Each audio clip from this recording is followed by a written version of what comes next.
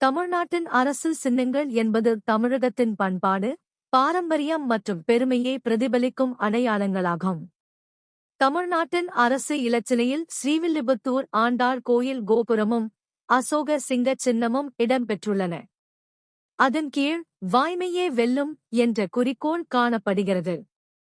வாய்மையே வெல்லும் என்பது தமிழ்நாட்டின் அரசு குறிக்கோள். இது உண்மை எப்போதும் வெற்றி பெறும் என்பதை உணர்த்துகிறது. நீலகிரி வரையாடு தமிழ்நாட்டின் மாநில விலங்காகும். இது பெரும்பாலும் மேற்கு தொடர்ச்சி மலைப்பகுதிகளில் காணப்படுகிறது. மரகதப்புறா தமிழ்நாட்டின் மாநில பறவையாகும். இதன் பசுமையான நிறம் அமைதியையும் அழகையும் குறிக்கிறது. செங்காந்தள் தமிழ்நாட்டின் மாநில மலராகும். இது தமிழகத்தின் இயற்கை வளத்தையும் பாரம்பரியத்தையும் பிரதிபலிக்கிறது.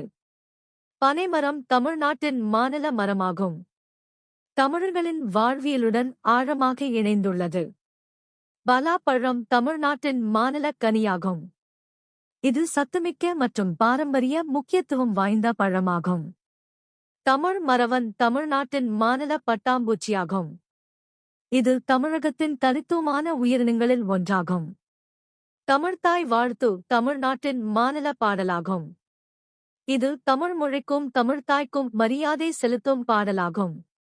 சடுகுடு அல்லது கபடி தமிழ்நாட்டின் மாநில விளையாட்டாகும்.